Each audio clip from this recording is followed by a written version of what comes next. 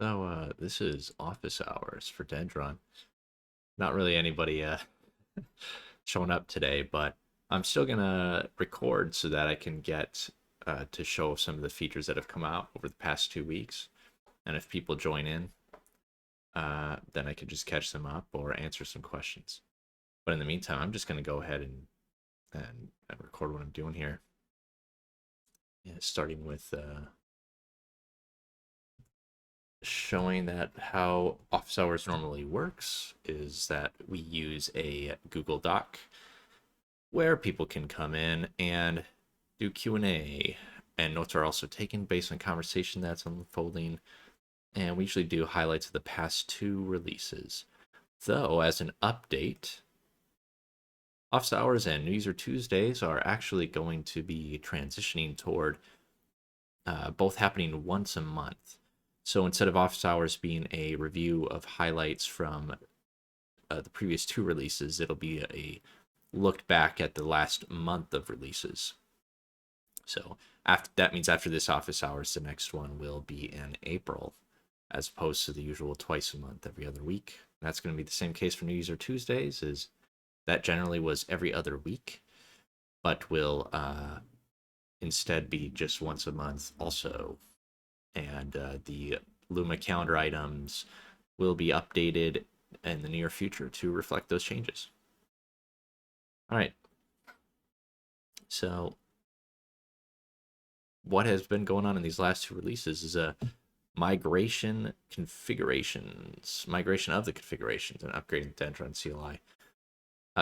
This is because there were some breaking changes in the latest configuration of the Dendron YAML, and that is where some of that YAML layout has changed. This used to be under different sections of the Dendron YAML. Some of these are actually brand new options too, or options that perhaps you haven't seen before. So they all get moved under publishing. Now, the way that works is that I'll open a demo workspace. This one I'm using Seed Onboarding, which I also link to in the Google Docs, but will also be in the office hours notes. And in here, why don't I reload the window? Now, what people will find themselves met with at the latest version of Dendron will be a message saying, hey, your Dendron YAML isn't up to date. Do you want to do this?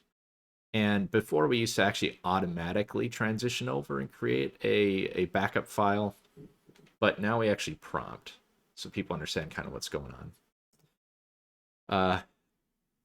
We are aware that this link actually isn't clickable inside of this pop-up. So we're working to try to figure out what to do with that. But I include the link to this little guide inside of our office hours. Going this route, see, I'm in VS Codium because this works in Dendron works in both VS Code and VS Codium. I'm just going to hit I understand, migrate to the newest configurations. What does that look like? I'm going to do Control P, and I'm going to say, show me that Dendron YAML file. Now, pretty much everything with the green line or blue is new. Version 5 is the latest version of this configuration. And you can see here is all of the publishing defaults. And that's the main thing, that you need to migrate this configuration if you're currently publishing with Dendron and want to use the latest CLI. Which means you have to both update and migrate this configuration in addition to updating your Dendron CLI.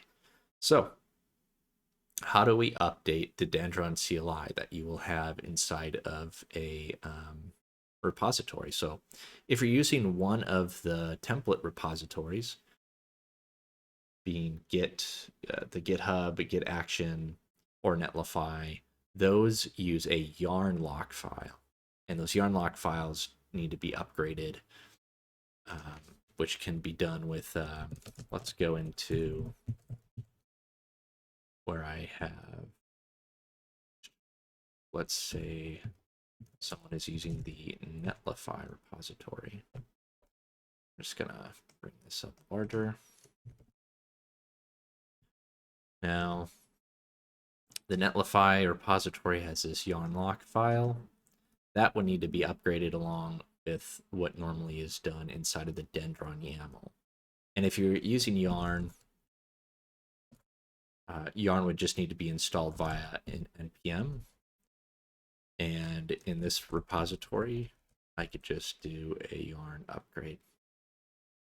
And that's all you need to do. What that will do is that will update that yarn.lock file, as the yarn.lock file is what is referenced inside of CI for deploying it through Netlify or GitHub Actions. But what you'll see is, let me see, I have yarn lock that's been updated. I have some other changes because I've been playing around with this repo, but that's what it would be for yarn. In the meantime, if you're doing something more like, let's go into this current repo with the seed onboarding repository. Here I don't have a CLI set up. So what I will do is, let's go to my notes that I prepped. We're going to install the latest and greatest. This npm command actually will also work for if you already have a package lock.json file, or if you don't have one. I mean, if you're going to install it for the first time in this repository. So here, this is going to just make sure, hey, cool. I'm not using a -g. You'll sometimes see directions for npm to use npm install -g, which means global CLI. Global CLI can work okay if you're on a desktop where you want to use the same package across multiple repositories. But most of the time, you're going to probably see them. Oh, and always add node modules to your git ignore file, because you never want to copy that up into your, as you can see here, you never want to copy that up, any of that into your Git repository. And there's just a whole lot of modules there that are really just temporarily used as a cache for your Dendron CLI. All right. So I could, and when you have it locally inside of a repository, you always use the npx prefix or prefix, or however you pronounce that. I'm going to say Dendron version. There we go. And I have 840. If you are using yarn, on the other hand,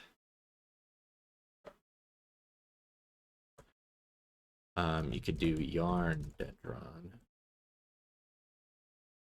Oh, never mind.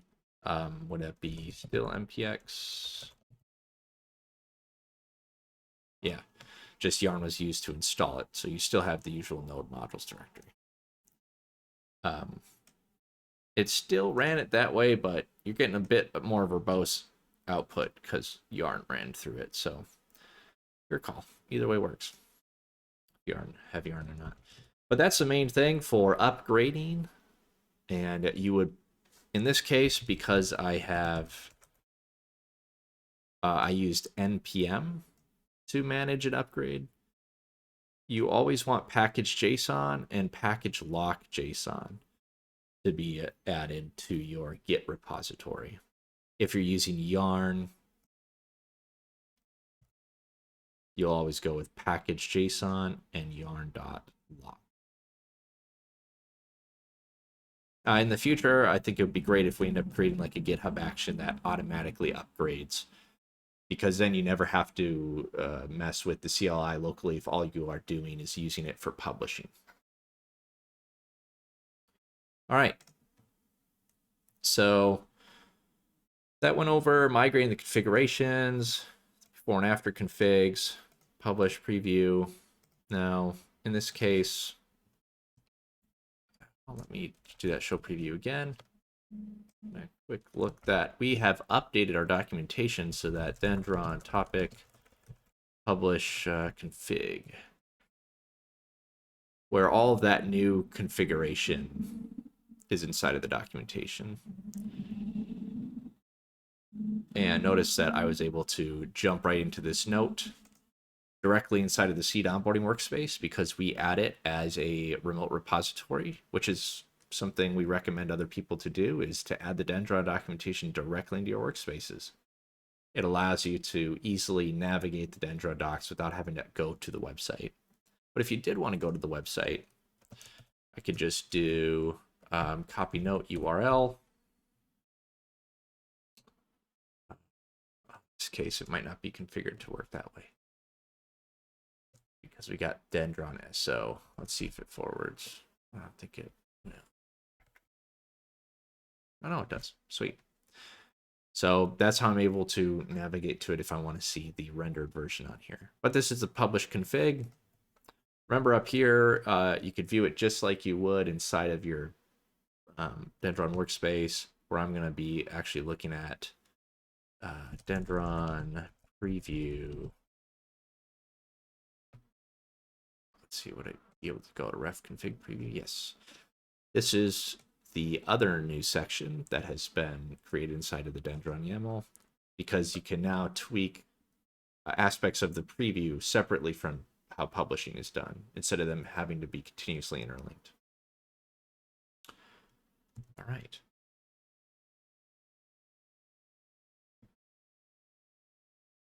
Cool. So let's hop right back in here. We've kind of gone over a variety of these items.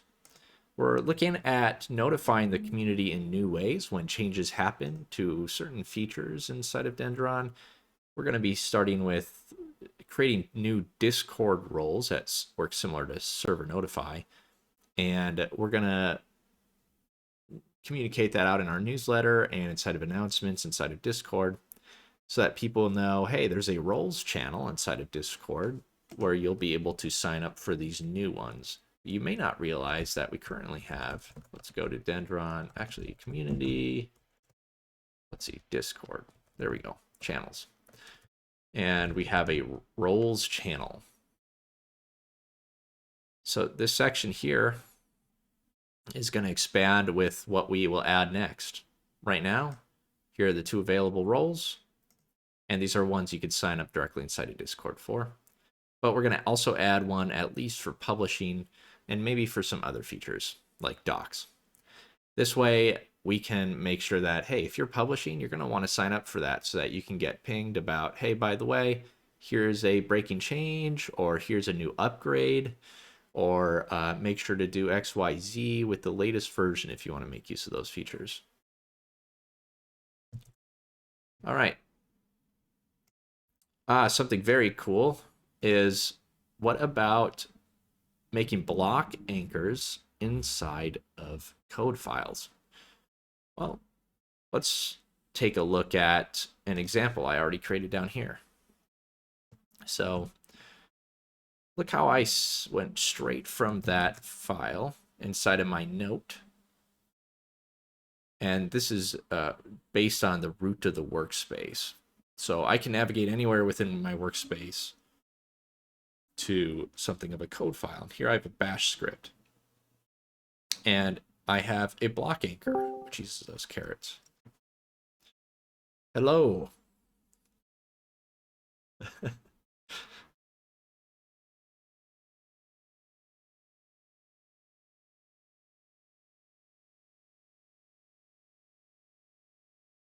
If you can hear me all right, I've been just hanging out on my own here as I'm recording the office hours. What I normally would present would be the highlight features. So if you could hear me okay, I could also start sharing my screen so it's not just a recording. And feel free to also use the text chat inside of the Tea Time channel, or take a look at using the voice chat inside of the Tea Time voice.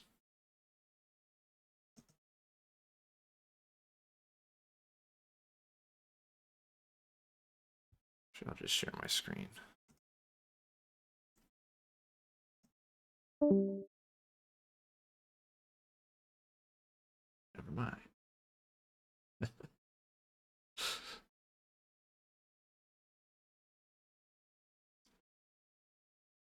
share it anymore. Let's get the recursive me out of that way. Okay. All right, where was I? All right, we were looking at block anchors. They can work just like they would inside a regular Dendron notes. So you can place them right in the comments of whatever the language you have in your scripts. In this case, simply a bash script, and so I could add it to the tail end of a last comment that I'd like to link to. If you want to auto-generate one, you can do it like you would in a regular note. Is I'm just going to highlight this and I'll say Control-Shift-C, and that creates a direct link to this section. Sweet. And it copied it to clipboard. So I can go back, I could place it here, and now I can just go, oh, interesting. Go back, there I am. This is helpful inside of maybe your code projects that you want to be able to link directly to those code files and particular sections. Block anchors are a lot better in this case, as in I'd say they're less fragile than you would have something with line numbers. If you're using line numbers, you run into the problem of, well, whenever you update that script, now that line's changed. The block anchors stay inside of the comments, allowing you to kind of maybe put it at the top of a function or somewhere else inside your code. That way, as the code updates over time, nothing wonky happens there. All right. And then pod v2 advancements. You can now do some interesting things where you can target hierarchies specifically, vaults specifically. There's quite an export scope. And let's see, what do I have inside of those? Nope. Yeah, let's just do some examples to round out the end of the session. And that will be that I will jump right into, let's do the Markdown export example. So first things first is I have this little snippet. You actually need, because pod v2 is in preview right now, we have a special config option that you need to add into your dev section of the Dendron YAML in your workspaces. So again, I'll do Control P. The reason I do Control P instead of Control L lookup to look for the Dendron YAML file is because that's not a note file. The lookup is optimized to look at a cache. That's pretty much looking at all of the Markdown Dendron note files alone. And Control P is a general file lookup. So I'll hop into the Dendron YAML. And here's a dev section. We're going to add enable export v2. Otherwise, you only have the current version of the export pods available to use. Now, if I try to do an export pod, this is all I have available. So if I add it to my configuration, I have to reload the window. This way, when Dendron is starting up, Dendron will read through the config file and will know, oh, all right, I am supposed to make the new export pods available. All right. So if I actually type in export pod now, there's a few options. Export pod v2, let's go with you. I'm going to do a new export. This is a nice wizard interface that can walk you through everything that's available. We're going to focus on just using the Markdown export preview. And because we talked about it inside of the release notes, we're going to focus on exporting an entire hierarchy. And this is saying, where am I exporting? And the Markdown export, what that means is it's converting all of the Dendron Markdown into more standard Markdown that you could use in other systems. Like, let's say, recently I've seen someone using Azure DevOps Wiki. So where do I want to have this? Why don't we just create an output directory in the root, and It's asking whether it wants the front matter title to be the H1 header. Yeah, let's do it. And if you anticipate running this pod multiple times, if you say yes, it'll actually save a configuration for you. So that's kind of what we want to do. Otherwise, if you're just doing this ad hoc, that's what the no option's for. So let's go into yes. What do you want to call this? Markdown, export, hierarchy. Configuration saved. Now select your hierarchy for export. It's hopping right into it. You know what? I want all my Python notes. So lang.python, which is again inside the seed onboarding repo. Yeah, let's go with that entire hierarchy. All right, finished running the Markdown export pod. All right, let me open the show preview on the side here. Show preview can work with Dendron notes, but also with regular Markdown. So what did it just do? Well, I had created an output directory. And in it, you'll see we have a Python file. And maybe I just need to use the built-in Markdown. Huh? Markdown, open preview. Okay. Here it exported everything in the Python hierarchy. It converted them into directories instead of following the usual Dendron format.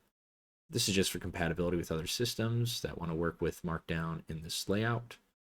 And so it just makes it easy for you to export it and use it in other systems that are Markdown compatible, but not necessarily able to parse certain Dendron features. So yeah, pretty cool. But I'm going to go ahead and delete. Let's delete what's in that output directory. And let's go to, I can see, hey, this is in here. Let's go to export pod, but we're going to configure this time our export hierarchy item. In here, you'll see a whole bunch of stuff. Export scope. Right now, it doesn't have a default because it's commented out.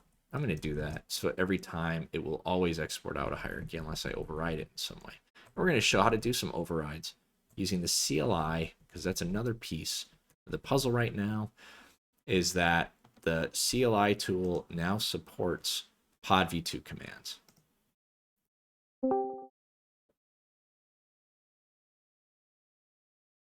Hello, I see someone's just joined. I'm pretty much just hanging out, recording some features for the office hours since we didn't have anyone attend. But if you want to just follow along, you can, or ask questions, and I can show some stuff.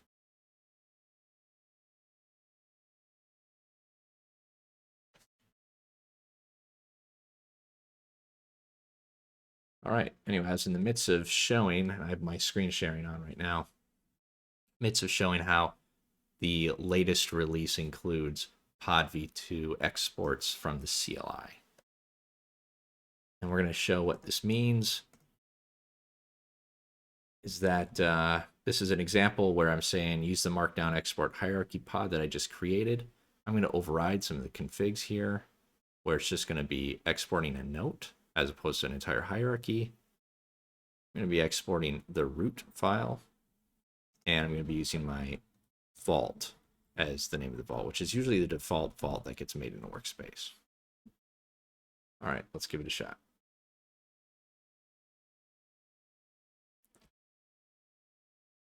All right, finish running the Markdown export pod.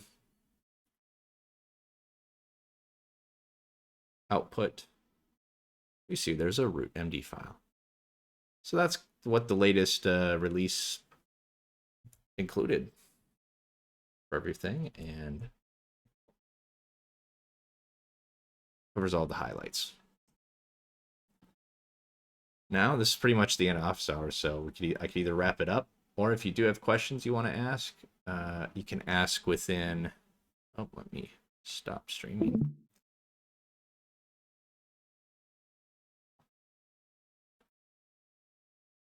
Now I could either you could either ask inside of the Tea Time chat channel in text, or you can ask with voice in this channel too.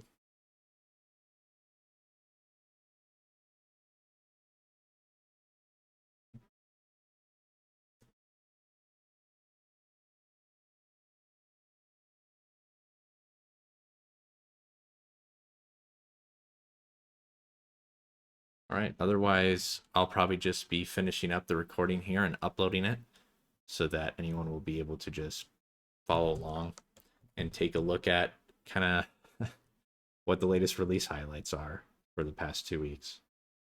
Oh, I see that you might be typing something.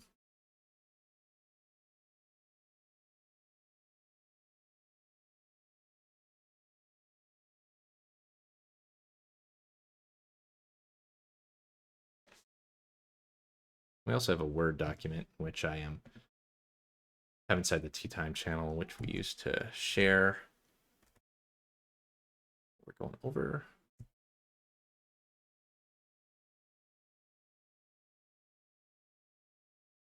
I've included most links that I can. Also, a lot of the items I talked about today, I will be updating the Dendron documentation to include some of these items to be easier to find and make use of, like when it comes to upgrading.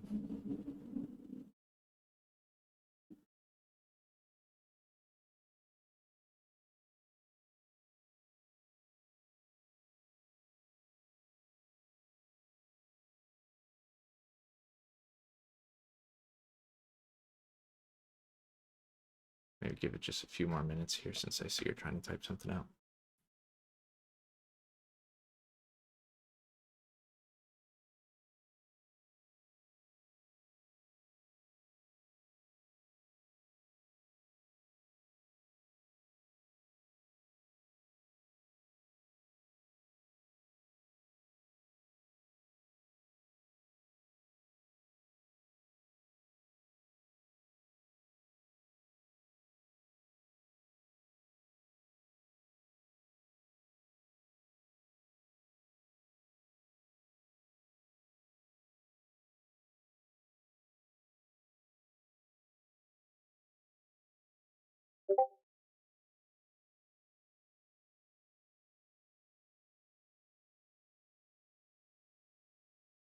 Okay, got it. So question is about, hey, what's the version of Markdown that Dendron's using? What's the difference between it and regular Markdown? And how do we find all that information? So I'm right now at the, let's say at Wiki Dendron. And in here I could say, let's take a look at Markdown. And dendron.topic.markdown is where we kind of give a look at, all right, here's what the GitHub flavored Markdown is with some syntax guide items, along with extended syntax, which is what's some extra stuff that maybe Dendron's using that's normally not necessarily included in that. Actually, I realize I might not be sharing my screen there. Let me do that.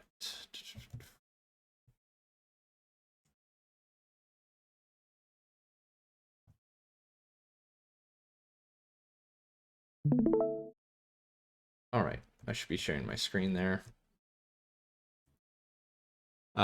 Here on the main website for Dendron, if you're at the top and you type in Markdown, you'll see a few items, and the Dendron topic Markdown is where you would go. And this is where I am here. And this is what can show that here's the basic Markdown syntax, much of it being an introduction to the GitHub flavored. But then there's an extended Markdown section that's some extra syntax from Dendron. Now, this doesn't include absolutely everything. And I think we could have this extended to pretty much use what are called note references, where we can embed from other notes. Because the other stuff you can do is pretty much everything you'll see inside of the Getting Started guide. Is there's a whole lot of syntactical fun you could do. And that means everything from linking notes, which is using wiki links. And so that's something that you may not be used to seeing inside of Markdown. And same with, we have a rich formatting section that talks about how do I use note references to embed notes from other sections. And what that ends up looking like when you embed notes from somewhere else is a lot like if we go here to this user guide, you'll see that there are these little sections that are embedded, and allow you to go directly to a text. And if you're inside of a workspace, what that ends up looking like is if I say Dendron guides. So we're going to go to Dendron user guide. This is what it ends up looking like using this kind of syntax. This actually might not be the best way to do an example because, oh no, there we go. And this is what it would look like inside of the preview. And the preview will allow me to go to that text in that same way too. But the getting started guide will otherwise go over, hey, how did you make these? Or how are they linking to each other? And but that is a good point, is I'd like to probably put that in our feedback of expanding the documentation for the Markdown syntax. I'll put that in the notes. Expand Markdown topic. And I could say, let's go to